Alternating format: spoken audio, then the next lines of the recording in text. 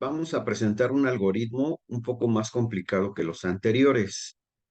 En este algoritmo se requiere ordenar de forma ascendente el contenido de un vector, de forma que en la posición 1 tendremos el valor más pequeño y así sucesivamente hasta llegar al valor más grande en la última posición.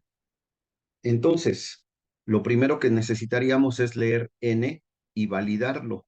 Esto ya lo hicimos en algoritmos anteriores.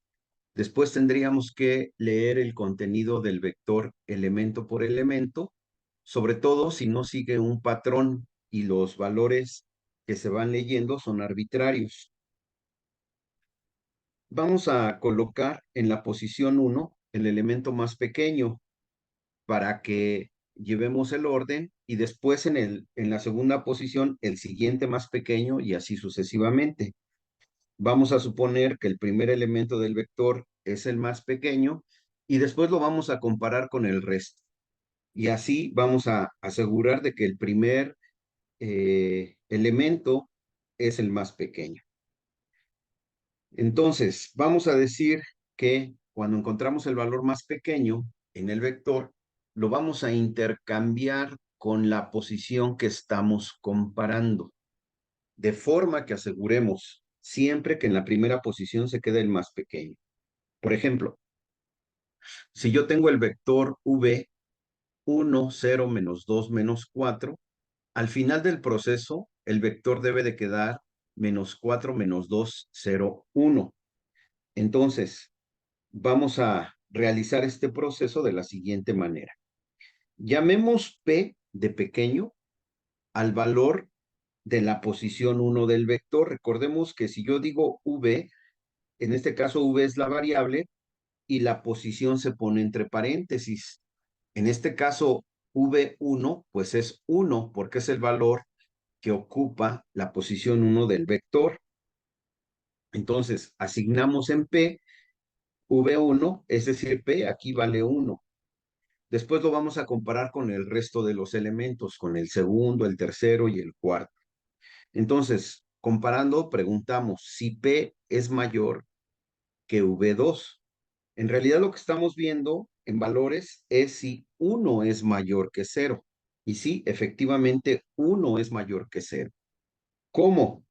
P es mayor, entonces P no es el más pequeño y tengo que reasignarlo y después intercambiarlo, ¿no? Entonces lo reasigno, ahora el más pequeño es el elemento que está en la posición 2, que si vemos el vector es 0. Ahora P vale 0.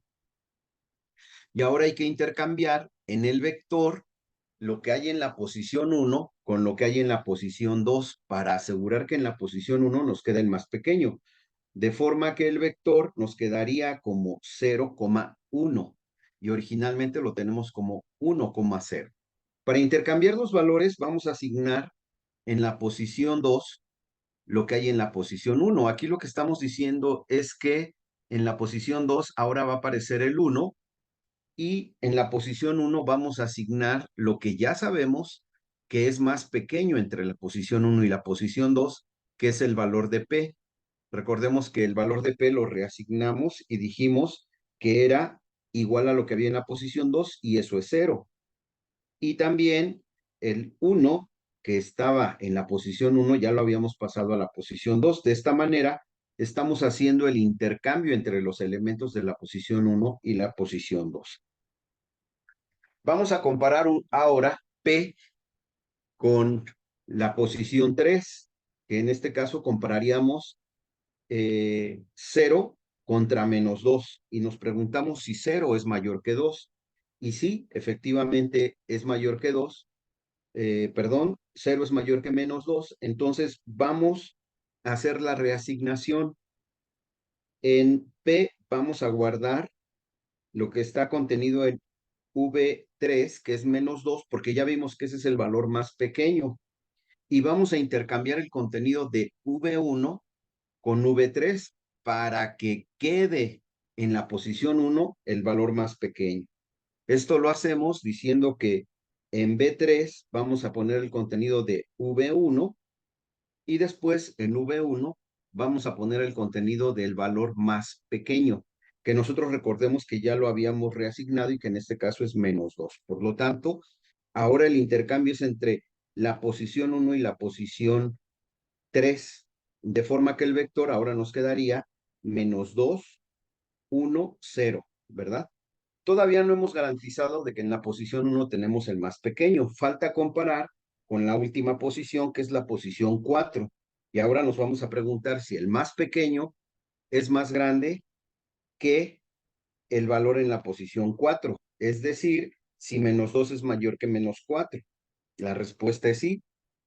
Así que lo que tendremos que hacer es una reasignación y recordemos que primero guardamos el valor más pequeño en P, que ya vimos que es el de la posición 4, y después hacemos el intercambio, guardando en la posición 4 lo que hay en la posición 1, que es -2, y en la posición 1 agregamos P, de manera que nos quede -4, 1, 0, -2, ¿verdad?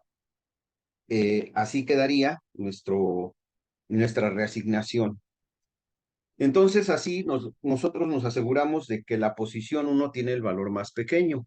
Ahora comenzaremos con la posición 2, asignando P, lo que hay en la posición 2, para compararlo con la posición 3 y 4. Cuando concluyamos, vamos a tener en la posición 2 el más pequeño de los 3 elementos restantes y ya solo nos va a faltar comparar la posición 3 con la 4. Es muy importante que esto se entienda para que el diagrama de flujo se pueda comprender, y ese diagrama de flujo lo vamos a hacer en una siguiente sesión.